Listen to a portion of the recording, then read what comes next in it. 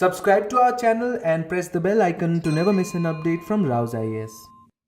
Subscribe to the only official Telegram channel of RAU'S IAS to get all the updates as well as materials. Hello and welcome to Daily News Simplified, an answer to what, why and how of newspaper analysis from the perspective of UPSC Civil Services Examination. Today we have taken up daily edition of The Hindu newspaper dated 7th of April 2021. The articles which we are going to cover today have been displayed on the screen. Let us now begin the discussion. Reworking Net Zero for Climate Justice appears on page number 6 as an editorial.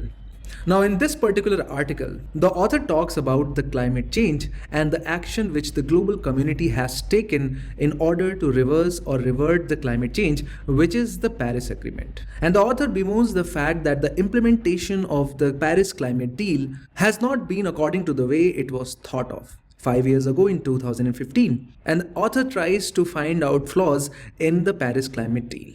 Now this particular discussion is very important from the perspective of GS paper 1, where important geophysical phenomena, geographical features and their location and changes in critical geographical features forms a part of the syllabus. Also under GS paper 3 under environment section it becomes important. And climate change has been a continuing theme in prelims examination as well. Now, whenever we discuss climate change, very rarely do students understand what climate change is and how do we actually know whether the climate change is taking place or not. And so here we have compiled few of the data which clearly indicates that long-running changes are observable and scientifically validated changes are occurring if we concentrate on various parameters, for example, temperature, sea levels, dissolved carbon dioxide in oceans, Antarctica mass variation. And so whenever we have to talk about global climate change, these are the evidences in support of that. So let us understand them one by one. So one of the starting points for global climate change is the global warming or the increasing temperature or the surface temperature on the planet Earth. So how do we know that temperatures have changed? What scientists have done, they have plotted the temperature from 1880 to 2020. And the planet's average surface temperature has risen about 1.62 degree Fahrenheit or around 0.9 degrees Celsius since the late 19th century, a change which is driven largely by increased carbon dioxide and other human-made emissions into atmosphere. As you can see, this trend is clearly rising. This is temperature and this is air. Then the next important indicator is mean sea level. And if the temperatures are increasing, the ice sheets and the glaciers must be melting, and it should also be reflected in the increase in the mean sea level. And this is also true. For example, if the sea height variation from 1995 to 2015 is plotted, you can clearly see an increase of around 80 millimeter across the ocean surfaces, which comes out to be 3.3 millimeters per year. Now, as we have already discussed, sea level rise is caused primarily by two factors related to global warming. As the average temperature rises, it leads to more and more melting of glaciers and ice sheets. And at the same time, it also leads to the expansion of seawater as it warms, and because of both these reasons, the sea level rises. So this is about temperature, this is about increase in sea level rise. Now we have discussed that the temperature increase is mainly due to the increased carbon dioxide. And where is the proof for that?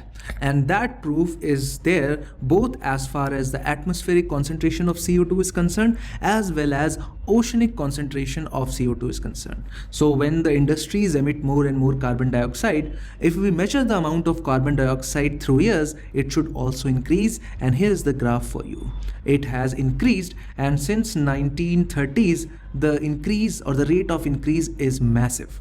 Similarly, when more and more carbon dioxide goes into the atmosphere, this increased amount of CO2 in the atmosphere gets reflected into increased amount of carbon dioxide in our oceans as well, as there is a constant exchange of gases going on there. And if you look at the dissolved carbon dioxide in the oceans, it has also increased rapidly, and similarly with the atmosphere, it has taken a sharp turn in late 1930s and 50s. So both these are clear-cut indications of increase in carbon dioxide, which have resulted in increased temperatures and increased sea level. temperatures. Now, if the mean sea level is rising across the world, we have understood that it is coming from melting of glaciers and ice sheets. And so definitely there should be some data as to reduction in these numbers as well.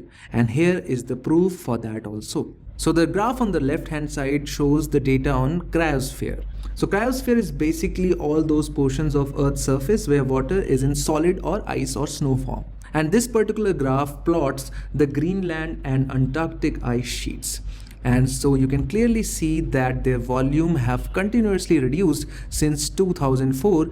And similarly, if you look on the right hand side, it plots the snow cover in the spring season. And satellite observations reveal that the amount of spring snow cover in the northern hemisphere has decreased over past 5 decades, and that the snow is melting earlier also, with the clear trend in the graph. So climate change is real, it's happening, and it is here to stay. And so that is why the global community has resorted to action. And the most recent action taken by the global community is the Paris Climate Deal. Now the basic stuff related to what are the key provisions of Paris Climate Deal, what are the mechanisms, have already been discussed in our DNS. You can find them in our Compass as well as in Focus magazines. But what we are going to discuss is the provisions very briefly, and then what are the key challenges or what are the main issues with this particular Paris Climate Deal, because of which it seems like we will not be able to control the climate change or the full extent of climate change if things go in the direction they are going right now. So global community resorted to action, and they decided to keep the global temperature rise this century below 2 degrees Celsius above pre-industrial levels and pursue efforts to limit the rise to 1.5 degrees Celsius. Parties decided to reach a global peak of greenhouse gas emissions as soon as possible, which means that all the countries have promised the emissions of greenhouse gases will start to reduce. Then the Paris Climate Deal also affirmed the obligation of developed countries to maintain $100 billion per year funding pledge from 2020, which will start to kick in this year, which is not taking place anywhere soon. Then there was also a provision of review where the parties were to make the first assessment of their efforts to cut emissions in 2018 with further reviews every 5 years, and the first global review in 2023. Now, despite all the commitments made by the countries from across the world, all the major countries and emitters, it seems very unlikely that we are going to achieve this target of containing the temperature rise within 2 degrees Celsius. And why is that? And there are 3 main reasons for that. First is the lack of enhanced action, the lack of common but differentiated responsibility mechanism or CBDR, and still there is no agreement on carbon pricing or Article 6 of Paris Climate Deal. And let us understand these issues. So on the screen you can see 2 graphs. The left one is temperature change with time, and the right one is carbon dioxide emission or greenhouse gas emission with respect to time. As you can see in both the graphs, temperature is increasing on the left and emission of carbon dioxide or greenhouse gases are increasing with time. Now is the time to act, and so the countries have acted and they have contributed in terms of their nationally determined contributions. And so when we take into account that if there was no Paris Climate Deal, obviously the emission of carbon dioxide would have continued like before, and so the temperature change would be massive to the scale of 4 to 4.8 degrees Celsius by the end of this century. Now the countries have committed their nationally determined contributions, and so that is the current policy. So if all the countries stick to what they have promised, we are still going to get around 2.8 to 3.2 degrees Celsius, which would be a graph a little bit better, tilted one, but still would cross the 2 degrees Celsius as promised in the Paris Climate Deal. So the first takeaway is that whatever countries have promised in their nationally determined contributions are not sufficient to contain the temperature rise within 2 degrees Celsius. As you can see clearly written over here, that even when we are able to achieve what we have promised, then also we are going to get around 2.8 to 3 degrees Celsius change. Now, if you remember, the Paris Climate Deal's commitment number 1 is to contain the temperature rise below 2 degrees Celsius, and that is not going to be met, and that is the flaw number 1. So what is needed? What we need is enhanced action. Enhanced action means that countries need to step up on what they have already committed. They have to progressively increase their nationally determined contributions drastically. And if we really want to contain the temperature rise within 1.5 degrees Celsius of pre-industrial level, you can see that this is the path we would want to achieve, the green shaded region. And if we want to abide by that, all the countries will have to double, at least double or triple their commitments on greenhouse gas emissions cut, which no country is willing to do as of right now. And you will be surprised to know that the major stumbling block in the way of enhanced action is coming from the developing countries like China and India. Now, one of the important reasons is that they are developing and they need emissions in order to fuel their economy, and so they cannot drastically cut down on greenhouse gas emissions. And the second reason that these countries are not willing to go for enhanced action is because not many countries are following their nationally determined contributions, and these countries insist that let other countries first fulfill what they have promised, and then we will talk about enhanced action. So this is the first major flaw with the Paris climate deal, that even when the commitments are taken into account, it is going to lead to the temperature change of around 2.8 to 3 degrees Celsius, and no one is talking about enhanced action. So next is CBDR, or compensation for loss and damage. Now, this particular concept talks about the contribution of the developed countries towards the global climate change which we are observing and facing right now. Now, we obviously understand that most of the greenhouse gas emissions which have been done in last 150 years have come from industrial development. And where has the industrial development taken place across the world? It has taken place in the developed world, which has maximum historical emissions, because they are the ones where the industrialization took place earlier as compared to other parts of the world, which is causing the global warming. But if you analyze the impact of global warming across the world, what you see is the impact is not even. The emissions have been done by industrialized countries or the Western world, but its impact is mainly being faced by the developing nations of the world.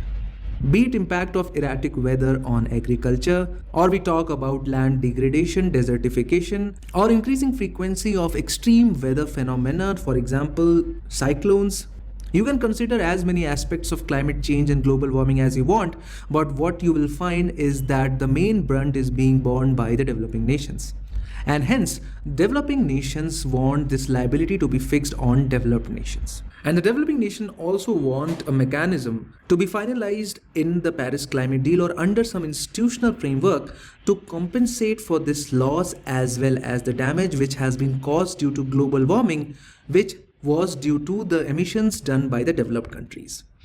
While on the other hand, developed countries say that whatever has been done in the past is not important or not relevant. What is important is who are the current emitters. And as you can see that currently the highest emitters are India and China, are always there in the top.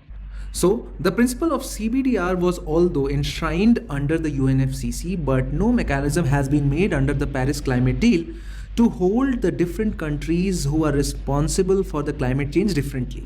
So the CBDR is common but differentiated responsibility, which says that all states are responsible for addressing global environmental destruction, yet not equally responsible. And since they are not equally responsible, all should not pay equally. The ones which are historically most contributors should pay more, and the ones which have not contributed historically should not be paying or bearing the cost of climate change.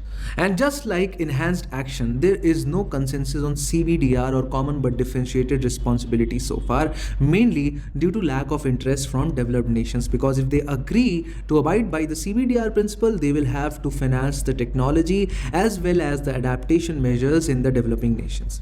And the last and the final is the mechanism which deals with the carbon pricing, or the Article 6 of the Paris Climate Deal. So the Article 6 of the Paris Climate Deal provides for market and non-market mechanism, and this mainly deals with the trading of carbon credits. And so let us understand that.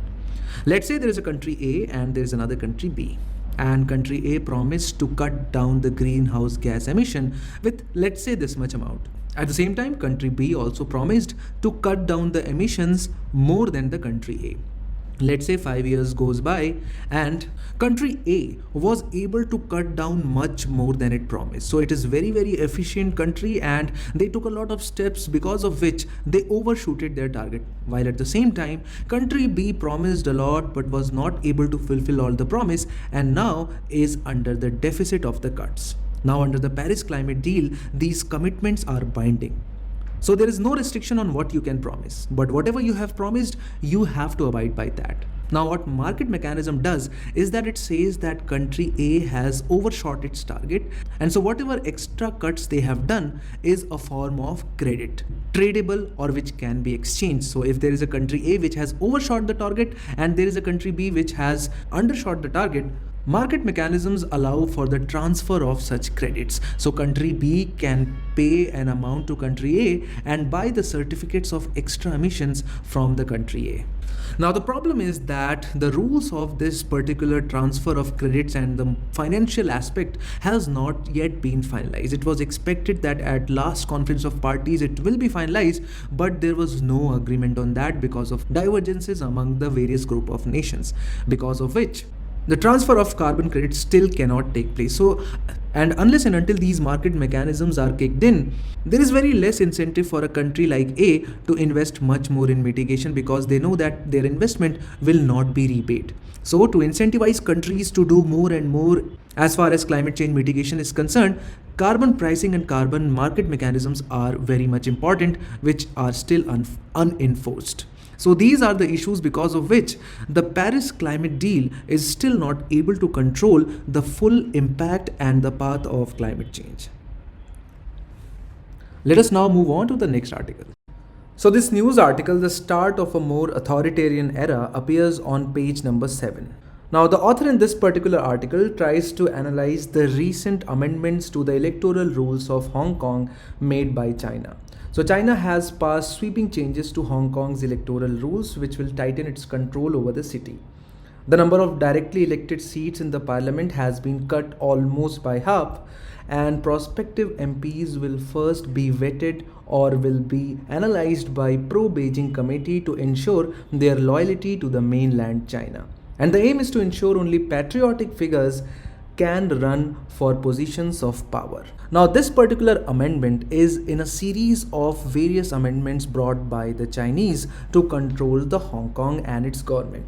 For example, in 2020, a legislation was passed by Beijing which granted the Beijing broad powers to crack down on a variety of political crimes, including meting out life imprisonment for grave offences. That was the national security law that China imposed on Hong Kong, which was aimed at stamping out opposition to ruling Communist Party in the former British colony, which is Hong Kong.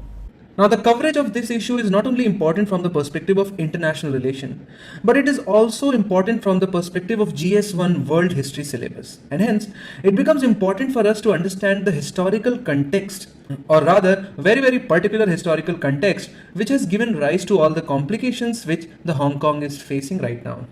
So in this context, we'll first understand the historical context, that how it ended up with Britain and then finally it was ceded back to China, but with special mechanisms.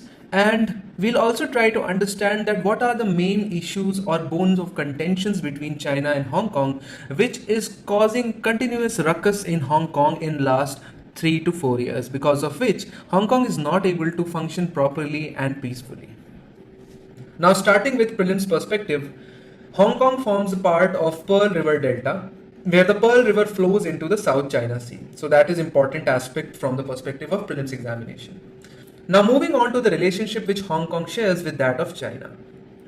So when you look at the map of the China, you can easily see that Hong Kong belongs to the geographical region of China. But the question should arise that why China does not control the Hong Kong same way it controls Beijing and other cities of China. And the answer to that lies in the history. Because Hong Kong was once a part of China before 1842, but Hong Kong was acquired by Britain after defeating China in the Opium War. Now to give you a little bit of context, the war broke out after the Qing dynasty, which ruled China, attempted to crack down on illegal opium trade that led to widespread addiction in the Chinese. And hence, as a result of this crackdown over opium trade, there was a war between Britain and China. And finally, in 1842, China agreed to cede the island of Hong Kong to British in perpetuity through the Treaty of Nanjing. So this treaty was organized at Nanjing, where the defeated party China agreed to give away the island to the Britain. Then over the course of 50 years, United Kingdom gained control over all three main regions of Hong Kong. So it started with Hong Kong Island, then came the Kowloon Peninsula, and finally the new territories, which were a swath of land that comprises the bulk of Hong Kong today. So you can compare the scenario with that of India. Initially, the British had a very small territory in the coastal locations of our country, and from there they gradually started expanding their rule towards the inside of the mainland. And then finally in 1898, the Convention for the Extension of Hong Kong Territory was organized, where China agreed to lease all the new territories, which included the three regions as well as the island of Hong Kong, to Britain for the next 99 years, which means if you calculate from 1898, that lease will end in 1997, and it did. And hence, before 1997, Britain decided to withdraw itself from Hong Kong. But it could not leave the citizens of the Hong Kong to the brutal Chinese system of governance. And hence they entered into an agreement according to which after the British will leave the Hong Kong territories, the Hong Kong will be ruled by a system which has come to be known as one country, two systems, in which the Hong Kong will revert back to Chinese sovereignty, which means that China will be able to legally show the areas and the regions of Hong Kong as its own part. But at the same time, Hong Kong will retain the political and economic system which it had followed since the British occupied this territory. So China was being governed through communist principles, but at the same time Hong Kong was following capitalist system. It was decided that Hong Kong will continue with the capital system of economy, and at the same time China will not interfere in the way of life of the people of Hong Kong. And China would preserve Hong Kong's judicial as well as legislative autonomy for the next 50 years, which will be over in 2047. So these were the promises made by China to UK. Now what we are seeing is that even before the 20 years have expired, since China has gained so much of economic political control, especially in the Asian region, that it has now begun to assert itself, not only with respect to Hong Kong, but also with respect to Taiwan. You can see that it is not allowing its entry at any of the international forums. And hence, a lot of issues have emerged between Hong Kong and China. So first we will discuss the issues which have existed even before the 20 years from 1997, and then we will discuss the issues which have recently emerged due to actions of Chinese government. So you know that when two territories, even if they are adjacent to each other, if they are governed by different rules, they evolve different ways of life. And similarly in the case of Hong Kong, this difference of governance over a period of more than 150 years has given rise to cultural differences. For example, most of the people in Hong Kong speak Cantonese, whereas most of the mainland Chinese are Mandarin speakers. Also, since the people of Hong Kong were under the system of British laws, which provided them very good amount of freedom. Whereas, if you know the history of the Chinese communism, nationalism since 1949, you can see that how the freedom of speech and expression have been throttled in Chinese mainland. But at the same time, Hong Kong people were free to express themselves not only in matters of art and culture, but also in terms of political affairs. So a stark contrast between the ideology and thinking of the people of these two regions have developed in past, which has led to the reluctance of the people of Hong Kong to assimilate themselves with the mainland Chinese. But at the same time, mainland China has tried a lot to impose Mandarin and various other aspects of their own way of life over Hong Kong, which was fiercely opposed by people of Hong Kong. So these were the flashpoints which existed even before 1997. But as you have seen just now in the discussion, that China promised 50 years of no interference in matters of Hong Kong. But even before 2020 has ended, a lot of issues have emerged. For example, the matter of democracy in Hong Kong. So one of the major flashpoints between Hong Kong and China is the way they elect their leader or the person who is going to govern the Hong Kong, which is known as CEO or Chief Executive of Hong Kong. Now Hong Kong's chief executive elections are held every 5 years. And under the city's electoral system, only members of a select election committee can vote for the post of CEO. So you can clearly see that there is no right of universal suffrage. members of election committee, which are around 1200, elect the CEO. Now you might ask that this is something similar to what we do for Rajya Sabha or a system of electoral college for election of president in United States of America. But the difference between these two is that the election committee consists of interest groups. And majority of members of this election committee is formed by industrialists having big business interests in mainland China. Similarly, it consists of deputies which are then appointed by Chinese government, and it also has a membership of members of National People's Congress, which is the highest organ of the state power, or you can say it is the national legislature of China for what it is worth. So now you can understand that the person favorable to the mainland China and the policies of the Beijing will have a chance of getting elected at the post of chief executive of Hong Kong. And the people of Hong Kong, being exposed to the ideas of Britain, demand direct elections, just like the way it happens in Britain and India and any other part of the world which practices democracy. So this is one matter. Then another matter is the Chinese efforts to gain greater and greater control over Hong Kong. For example, last year, Chinese government tried to enact a law in Hong Kong which would have enabled extradition of any Hong Kong citizen to mainland China for investigation, arrest and any other purpose. And similarly, the article because of which we are having this discussion is about the new security law which has been recently passed and approved in China, the provisions of which are extremely draconian. For example, Beijing is going to establish a new security office in Hong Kong. Now, so far, Beijing does not openly and legally operate such an office. Although intelligence agencies of China are active in Hong Kong, but now it has gained the power to legally establish such an office. Then it has defined new crimes. And the most important aspect of that is it has included the damage to public property under the definition of terrorism. Now, if you are reading newspaper continuously, you might have seen in last 1.5 years, a lot of people from Hong Kong were out on the streets protesting these developments. And those protests also led to considerable damage to public property. And now China has equipped itself with a very fierce law, and it becomes even more fierce because there are provisions that Chinese authorities will decide that whether some of the trials can be conducted behind the closed doors exactly the same way they do their own trials in the mainland China. And now it has introduced the similar provisions for the people of Hong Kong as well. And in response to this, in response to what China is doing to the people of Hong Kong, Britain has now decided to intervene and has offered all those people from Hong Kong citizenship who are willing to come over to United Kingdom. And as China has raised very strong objection to this offer of Britain, and has assured United Kingdom of guaranteed response if United Kingdom goes ahead with such a plan. And the next news talks about how the people of industry and private sector in Hong Kong are not creating any trouble to this new law because of two main reasons. Now, one of them is coronavirus, or COVID has already led to a sharp decline in economic activity. And then Hong Kong has been facing a lot of law and order interruptions over a period of 2 to 3 years, and hence no person doing business would want that, and hence especially the industry people have come to the terms of this new law. So this is as far as the issue of Hong Kong is concerned.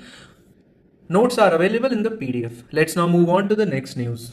Vigilance officers to be transferred every 3 years appears on page number 1. So the CVC, or Central Vigilance Commission, has modified the guidelines for transfer and posting of officials in the vigilance unit of government organizations, hence restricting their tenure to 3 years at one place. The tenure may be extended to 3 or more years, but at a different place of posting. It would mean that the personnel can have 2 continuous posting in vigilance units at 2 different places of posting, each running into maximum 3 years.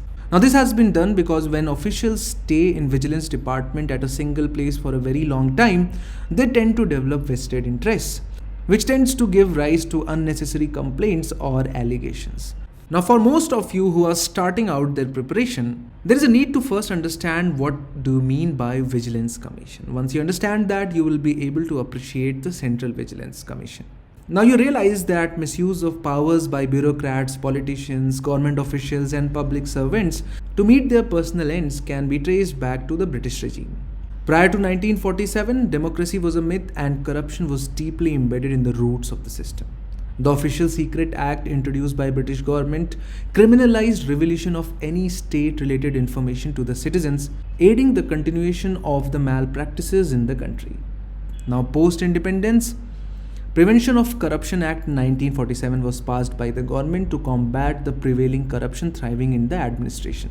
But even that was not sufficient. And so, the Santanam Committee, or also known otherwise as Prevention of Corruption Committee, which was constituted in 1963, recommended setting up of Central Vigilance Commission to scrutinize the governmental activities.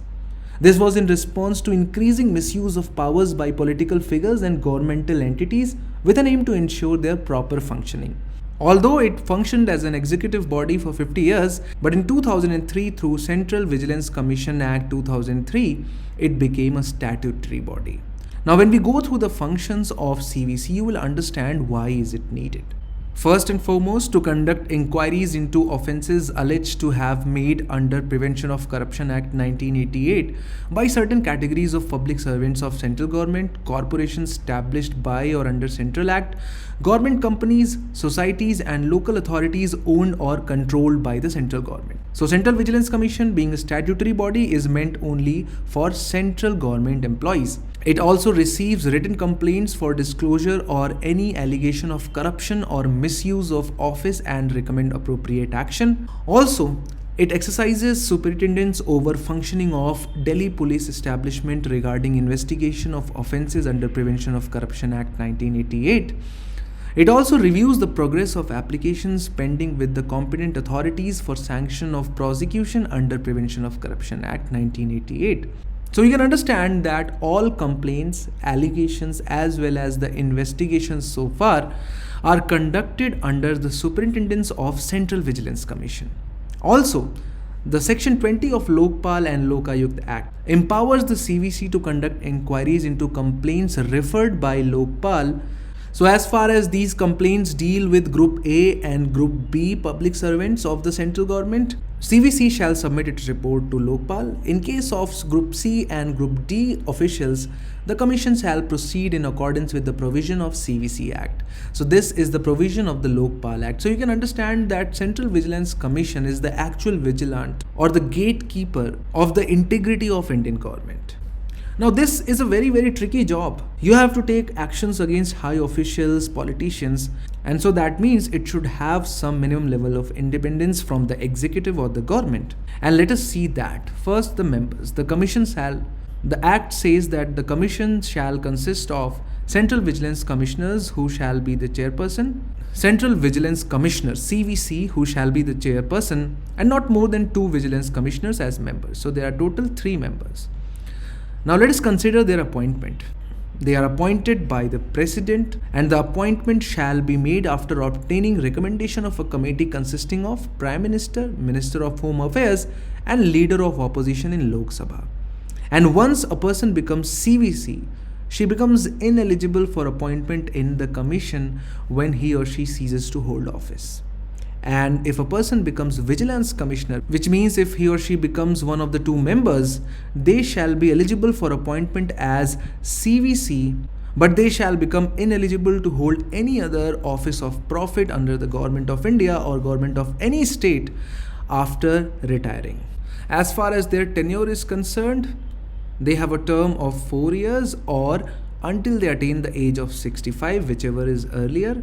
They can of course resign, but their removal is not that easy.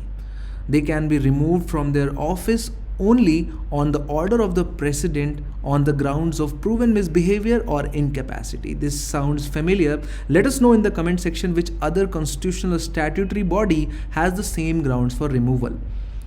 But who is the one who will recommend that they have misbehaved or they are incapacitated? So after the Supreme Court, on a reference made by it to the President, has reported that the Central Vigilance Commissioner or Vigilance Commissioner should be removed on such ground, only then the President can take action. So you can understand that they have very important function to maintain the integrity and transparency of the governance in our country, and they have fair degree of freedom to do that. Now from the perspective of prelims examination, the membership, appointment, their functions as well as their tenure, resignation and removal are very important aspects. So this last news which we are going to take up today appears on page number 1. N.V. Ramana, the senior most judge of the Supreme Court, has been recommended as the next top judge by the present Chief Justice of India, Justice S.A. Bobde. He will take over as 48th Chief Justice of India from 24th of April 2021 and he would continue until 26th of August 2022. Now in this regard, it is very important for us to understand the appointment procedure and the provisions given in the Constitution according to that. And so Article 124 Clause 2 talks about the appointment of Chief Justice of India and the judges of Supreme Court who shall be appointed by the President. Nothing else has been mentioned over there. And so if the UPSC asked a simple MCQ that the senior most judge of the Supreme Court shall be appointed as the Chief Justice is given in the Constitution of India, it is not given because it's given according to the convention. Outgoing Chief Justice of India recommends the name of the most senior judge of the Supreme Court as his successor. The Union Law Minister forwards the recommendation to Prime Minister, who in turn advises the President to do so. Now, Supreme Court in the second judge's case ruled that senior most judge of the Supreme Court should alone be appointed to the office of the Chief Justice of India. So has it always been the case? Yes, it has always been the case, barring some exceptions. From 1950 to 1973, the practice was to appoint the senior most judge of the Supreme Court as the Chief Justice of India. This established convention was violated in 1973 when Justice A.N. Ray was appointed as the Chief Justice of India by superseding 3 senior judges. And then again in 1977, M.U. Baig was appointed as the Chief Justice of India by superseding the then senior most judge. So on 2 occasions, this rule has been violated. But now it cannot be done because this discretion of the government has been curtailed by the Supreme Court in the second judge case, in which the Supreme Court ruled that the senior most judge of the Supreme Court should alone be appointed to the office of Chief Justice of India. Now for the appointment of other judges in the Supreme Court, we know there is a collegium system. The collegium is headed by Chief Justice of India and comprises 4 other senior most judges of the court. The collegium system has evolved through judgments of Supreme Court, the 3 judges cases, and not by an act of parliament or by provision of the Constitution. At the same time, it is important for us to have a look into administrative powers of Chief Justice of India. Of course, he is primus inter pares, which means he is first among the equals.